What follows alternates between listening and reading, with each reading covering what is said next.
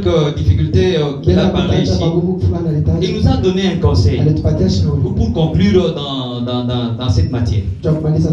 Lisons un peu Ephésiens chapitre 5.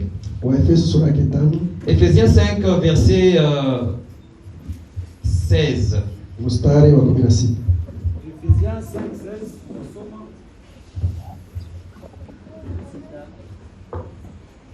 Ukikomboa wakati kwa sababu siku hizi ni za uovu. Amen, amen. Alléluia. L'apôtre Paul a dit ceci. Dans le 16e verset, comme on vient de le lire. Ça, je peux commencer à partir du 15e. On nous dit ceci. Prenez donc garde de vous conduire avec circonspection. Amen, amen. La circonspection, ça veut dire la peur, avec terreur, donc la crainte. Prenez donc garde de vous conduire avec circonspection. Non comme des insensés, mais comme des sages. Maintenant, il termine là en disant, rachetez les temps, car les jours sont mauvais. Rachetez les temps, pourquoi? La réponse est là, toujours dans ce verset. Car les jours sont mauvais. Bien aimé, rachetons le temps, car les jours sont mauvais. Les jours mauvais, c'est quoi? Amen, amen. Pour y arriver, essayons un tout petit peu de comprendre le temps dans lequel nous nous retrouvons. Notre marche avec Dieu, depuis la création jusqu'à présent où nous nous retrouvons. J'essaie un peu de le répartir en 3 temps. Le premier temps, c'était le temps de notre Dieu le Père. Lors de la création, il avait comme rôle objectif la création. Il a voulu être le maître lui seul de son peuple. Il a voulu diriger lui-même. Voyez même Israël lorsqu'il était là, lorsqu'il a façonné le peuple d'Israël. Dieu a voulu être leur président. Il a voulu être leur roi. Contrairement aux autres nations, eux qui avaient leur roi respectivement. Mais le peuple d'Israël n'a pas accepté que Dieu soit leur roi. Or, ayant le Dieu comme étant notre roi, aujourd'hui, si je peux parler des enfants de notre président, ils ont leur père président. Ces enfants-là auront besoin de quoi? Ils vont chercher quoi? Ils vont chercher quoi qu'ils ne vont pas trouver. Ce qu'ils auront besoin, c'est juste une parole, un ordre plutôt, et la chose arrive. Le véhicule. Non, moi je vais manger aujourd'hui ça. Donc tout ce qu'ils ont en train de chercher, ils le sauront parce que c'est leur père qui a les droits. Bien sûr sur le pays et dans cette matière. Mais ça c'est un homme. Mais ayant Dieu comme étant votre roi, Israël devrait chercher quoi? Même dans les combats. Parce que Israël devait même s'inquiéter. Mais ils ont refusé. Ils ont voulu qu'un homme à leur ressemblance puisse les conduire. Dieu les a abandonnés. Il a accompli leur vœu. Dans ce premier temps-là, ce temps-là commence à partir de la Genèse jusqu'à Malachie, où Dieu le Père lui-même conduit. Le deuxième temps, là on voit le temps messianique. Ça va de Matthieu jusqu'à Jean.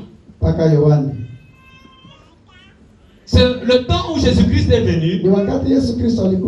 Lui aussi avec une mission. Une mission de la rédemption. Il est venu nous accorder le salut. Il est venu réparer ce qui était était abîmé, la communion qui n'était plus entre nous et Dieu, lui, il s'est sacrifié en se rendant à la croix afin que cette communion-là soit restaurée. C'est le temps de Jésus-Christ. Il était sur terre.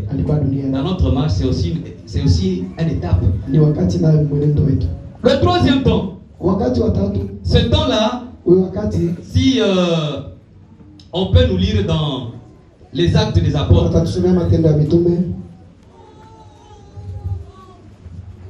Actes chapitre 2, le verset 17.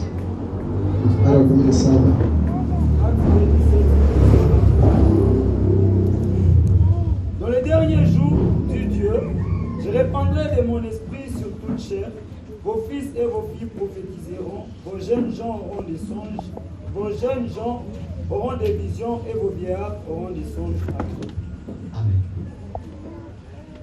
Itakuwa katika siku za mwisho, Mungu anasema, tamwanga Roho Mtakatifu yangu juu ya watu wote, na wana wenu na binti zenu watatabiri, na vijana vyenu wataona maono. Vous pouvez vous arrêter même par là. Ce que nous cherchons, c'est ce qu'on nous dit au dernier jour. La venue du Saint-Esprit marque le dernier temps. Bien aimé, après ce temps, il n'y aura plus un autre temps.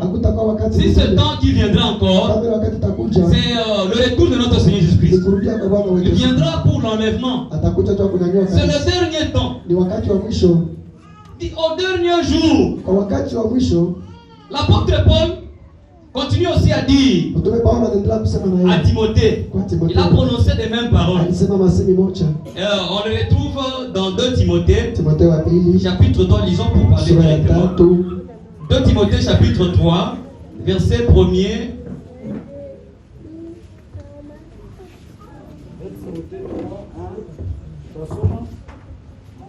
Sache que dans les derniers jours, il y aura des temps difficiles. Car les hommes seront égoïstes, amis de l'argent, fanfarons, hautains, blasphémateurs, rebelles à leurs parents, ingrats, irréligieux, insensibles, déloyaux, calomniateurs, intempérants, cruels, ennemis des gens de bien, traîtres, emportés, enflés d'orgueil, aimant les plaisirs plus que Dieu, ayant l'apparence de la piété, mais régnant ceux qui en fait la force. Éloigne-toi de ces hommes-là. Amen. Amen. Soyez. Neno hili la kweli, kama mtu katikati, kama mtu Timotheo wa pili sura ya 3.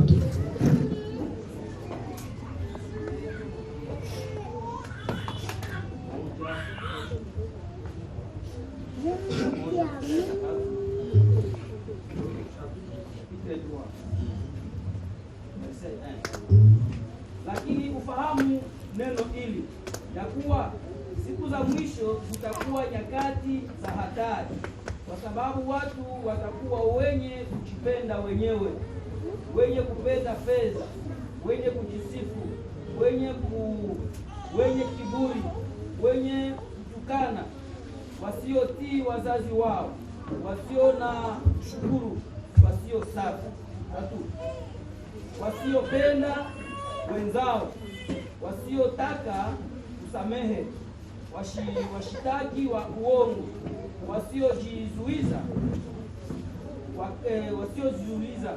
wakali, wasiopenda mema, wadanganyifu, wakaidi, wenye kujivuna, wenye kupenda anasa kuliko Mungu. Alléluia. Amen. Amen, amen. L'apôtre est en train d'exhorter Timothée pour lui dire ceci. Il a aussi parlé du dernier jour. Sache que dans les derniers jours, il y aura des temps difficiles. Là, dans l'Éphésiens, il dit rachetez les temps, car les jours sont mauvais. Le temps où nous nous retrouvons, bien aimés, c'est le dernier temps. C'est la dernière période où on est en train de nous parler des jours mauvais. Le temps que nous traversons, l'apôtre vient de le dire ici. Sache que dans les derniers jours, il y aura des temps difficiles. Les jours sont mauvais, bien aimés. Nous devons racheter les temps. C'est-à-dire, nous devons observer tous nos gestes. Toutes les actions que nous sommes en train de faire, toutes les actions que nous sommes en train de poser, nous devons bien les vérifier. Si ça peut être à la hauteur de glorifier notre Dieu ou pas. Voilà pourquoi on nous a dit dans Romains 1, puisqu'ayant connu Dieu, ils ne l'ont point glorifié comme étant Dieu. Bien aimé, ne nous limitons pas à connaître Dieu seulement. Si nous connaissons Dieu, je ne vois pas quelqu'un qui peut planter son arbre dans son jardin, mais que cet arbre là-bas puisse totaliser 5-6 ans sans que ce dernier s'il n'arrive à récolter le fruit de cet arbre. Je pense que notre Seigneur Jésus-Christ avait donné un parabole, une parole plutôt en disant que il y avait un chef qui avait son champ. Il a planté plusieurs arbres dans ce champ-là. Mais là, il a remarqué qu'un arbre venait de totaliser plusieurs années, mais qui ne produisait pas de fruits. Le maître leur avait demandé de faire quoi? Couper cet arbre. Quand il occupe la place inutilement dans le jardin, il va planter un autre arbre qui sera profitable à moi. Alléluia. Donc ce temps ici, si Dieu nous a rachetés à travers Jésus-Christ, nous sommes devenus chrétiens. Nous écoutons la parole de Dieu. Nous connaissons Dieu. Aujourd'hui, si on peut poser la question, qui est celui qui ne connaît pas Dieu? On n'aura pas de réponse. Chacun dira qu'il connaît Dieu. Mais pourquoi est-ce qu'on n'arrive pas à le glorifier comme il se doit? Glorifier Dieu, nous le glorifions de plusieurs façons. Nous le glorifions dans la louange, dans l'adoration, et à travers les fruits de nos lèvres. Nous glorifions également Dieu dans notre corps. Notre corps peut aussi glorifier Dieu. Notre façon de s'habiller doit glorifier Dieu. Notre façon de parler doit glorifier Dieu. Notre manière d'être doit glorifier Dieu. Car notre Dieu n'est pas un Dieu de désordre. Un Dieu qui touche à ça, qui t'envoie à faire ça, qui t'envoie à faire ça. Même l'Esprit de Dieu qui est en nous. Voilà pourquoi on demande de mettre confiance en lui. Car en aucun jour, l'Esprit de Dieu ne peut nous pousser à faire le péché, ne peut nous pousser à haïr l'autre, ne peut nous pousser à commettre le péché, ne peut nous pousser à faire l'impudicité. L'Esprit de Dieu, c'est une garantie pour tout chrétien afin qu'il puisse arriver à mener une vie meilleure ou digne d'un enfant de Dieu. Nous devons le glorifier Dieu. Nous devons plutôt le glorifier à chaque fois que nous écoutons sa parole. Ou après avoir connu Dieu, ça nous revient le devoir de le glorifier. Mais lorsqu'on ne le glorifie pas, voilà pourquoi dans le passage là on nous a dit, les uns dans leur distraction, Dieu les a abandonnés dans le ténèbre et commence à faire toutes sortes de péchés. Quelqu'un qui est dans le ténèbre, il peut se heurter, il ne peut pas bien marcher parce qu'il est abandonné. Contrairement à celui qui est dans la lumière. C'est ça que l'apôtre Paul est en train de dire à Timothée. Mon fils bien-aimé, sois prudent au dernier jour. Ces temps-là difficiles vont se manifester. Mais toi, éloigne-toi de ces gens-là et enseigne à l'église aussi d'éviter de telles bavures. Que l'église ne soit plus dans la distraction. On nous dit notre Seigneur viendra comme un voleur. Nous ne savons pas ni l'heure, ni le jour. Bien aimé, lorsqu'il nous aime, n'usons pas de la patience de Dieu comme étant sa faiblesse. S'il nous aime, et s'il est encore, il continue encore à user de sa patience, c'est pour que toi et moi, nous puissions arriver à l'état parfait. Qu'on puisse tous arriver à l'état de la repentance. Mais malheur à toi qui ramène ta repentance au lendemain. L'apôtre Paul dit ceci. Au dernier temps, les gens seront égoïstes.